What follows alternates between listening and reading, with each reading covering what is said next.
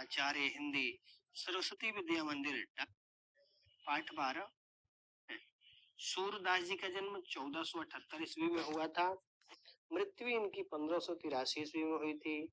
इनकी प्रमुख रचना है सूरसागर, सूरसरावली, साहित्य लहरी। कहा जाता है कि सूरदास जी जन्मांध थे और कुछ विद्वान यह भी मानते हैं कि सूरदास जी भगवान कृष्ण की आराधना करते करते उनकी भक्ति में ऐसे लीन हो गए कि इनकी आंखों की रोशनी चली गई और ये भगवान कृष्ण के अलावा किसी को न देखने की प्रतिज्ञा भी ले लिए थे। जो भी हो, सूरदास जी हम लोग जानते हैं कि अंधे थे और इनको कहा गया है कि सूरदास जी अपने बंद आंखों से भगवान कृष्ण के ऐसे बाल छवि का वर्णन किए हैं, अर्थात वात्सल्य का कोना कोना झांक आए हैं। सूरदास जी का पद बहुत ही सुंदर पद दिया गया है। इसमें है, मेरो मन अनत कहाँ सुख पावे, जैसे उड़ी जहाज को पंछी फिर जहाज पर आवे।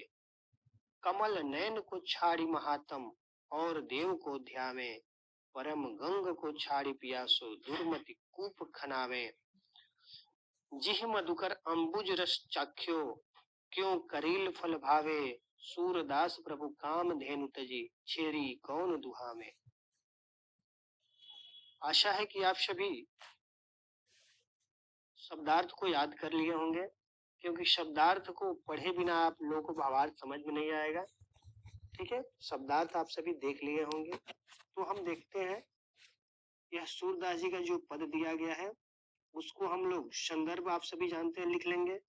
प्रसंग में आप सभी देखिए, इसमें भक्त की भगवान के प्रति जो अनन्यता है, ऊंची अवस्था दिखाई गई है, जिसमें जीवात्मा और परमात्मा को एक ही अंश स्वरूप बताया गया है और बताया गया है कि जीवात्मा का विश्राम स्थल है वह परमात्मा है। आत्मा जो है, मनुष्य की आत्मा, वह सदैव परमात्मा में ही जाकर विलीन होती है। परमात्मा के सिवा और कोई नहीं है। आप सभी जानते हैं कि विज्ञान कितना भी आगे निकल जाए, मनुष्य के रूप में उसका निर्माण नहीं कर सकते हैं। बनेगा तो वह केवल रोबोट ही बनेगा। कि मेरो मन अनंत कहाँ सुख पावे। सूरदास जी कहते हैं कि भगवान श्री कृष्ण ही ऐसे, और यह समस्त सृष्टि की आत्मा होने से वही एकमात्र आश्रय है। यानी जो भी संसार में जितने भी जीव हैं जिनमें आत्मा का निवास होता है, उन सभी का आश्रय भगवान श्री कृष्ण ही है, अर्थात वह प्रभु ही है परमात्मा के स्वरूप में, जिनमें वह आत्मा जाकर विलीन होती है। करे मेरो मन अनंत कहाँ सुख पावे। मेरो मन अन्य कहीं जगह वह सुख नहीं पाएगा, क्योंकि अन्य कहीं भी जगह वह चला जाएगा तो उसमें स्थिरता नहीं आएगी। जैसे उड़ी जहाज को पंछी फिर जहाज पर आवे, जैसे उड़ी जहाज को पंछी, जैसे जहाज पर बैठा हुआ पक्षी बीच समुद्र में जहाज चल रही हो और उस जहाज पर से पक्षी उड़ता है चारों तरफ किसी अन्य स्थान की खोज पर, वह बहुत दूर तक उड़ जाता है और दूर दूर तक भटकता रहता है। उसको कहीं अच्छी जगह दिखाई नहीं देती है जहां वह जाकर बैठ पाए, चारों तरफ जल ही जल दिखाई देता है। तो अंत में हार कर वह निराश होकर फिर उसी जहाज पर आकर बैठ जाता है। उसी प्रकार जीवात्मा है, अन्यत्र जगह भटकते भटकते अंत में वह परमात्मा में ही विलीन होती है। एक और उदाहरण दे रहे हैं, कमल नयन छाड़ी महात्म और देव को ध्यावे। कह रहे हैं ठीक उसी प्रकार से विभिन्न प्रकार के देवी देवताओं को की आराधना करते हुए मोक्ष प्राप्त होने में असफल लोग पुनः श्री कृष्ण की आराधना में ही लीन होते हैं। कमल नयन को छाड़े, अर्थात कमल नयन यहाँ पे भगवान कृष्ण को कहा गया है। कह रहे हैं कि भगवान कृष्ण को छोड़कर अन्य जो भी साधु महात्मा है, लोग हैं, जीवात्मा है, वो सभी अन्य देव को ध्यान लगाते हैं और जब मोक्ष की प्राप्ति नहीं होती है, उसमें असफल हो जाते हैं, तो वह स्वयं भगवान श्री कृष्ण की शरण में आ जाते हैं। क्योंकि एकमात्र आश्रय अर्थात सहारा भगवान श्री कृष्ण ही है। कह रहे सूरदास जी कि संसार सागर में प्रभु नाम ही वह जहाज है जो कमल नयन श्री कृष्ण के महात्म्य को जाने बिना अन्य का भजन करते हैं, तो ऐसे वह मूर्ख है। आप देखिए, परम गंग को छाड़ पियासो दुर्मति कूप खनावे।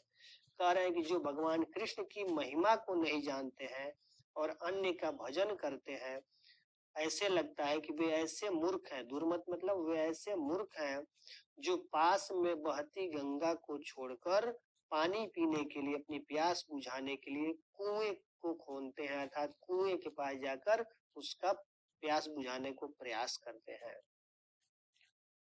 जी मधुकर अंबुज रस चख्यो क्यों करील फल भावे। अरे ठीक उसी प्रकार से जैसे मधुकर, मधुकर मतलब होता है भंवरा, कमल पर, अंबुज मतलब कमल, जैसे भंवरा कमल के फूल का रस यदि चूस लिया हो, चख लिया हो, तो उसको फिर करील, जंगली फल जो कड़वा होता है, उसका वह फल क्यों चखेगा। अरे कि यदि वह कमल का सुगंध ले लिया हो, कमल का जैसे रस चख लिया हो, तो क्या वो कभी कड़वा फल चखेगा। मूर्ख ही लोग होंगे जो अपने पास गंगा नदी पड़ी हो और कुएं के पास जाकर प्यास बुझाते हो।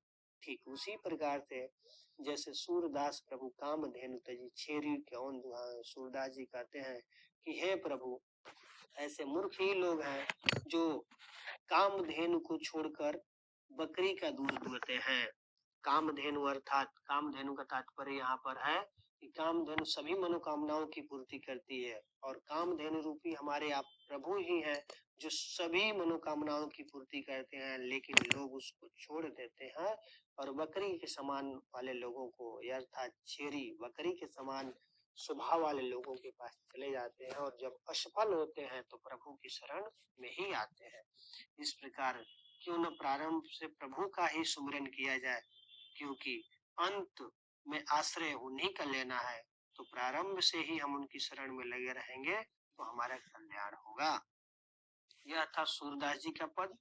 इसे आप पुनः रिप्ले करके देख लीजिएगा, समझ लीजिएगा और इसके डिस्क्रिप्शन बॉक्स में आपको इसका भावार्थ मिल जाएगा, वहां से नोट कर लीजिएगा। इसमें काव्यगत सौंदर्य के रूप में है कि सूरदास भगवान कृष्ण की भक्ति में परम सुख का अनुभव करते हैं। सूरदास को मन के जहाज का पंछी भी कहा गया है। सूरदास जी ने भगवान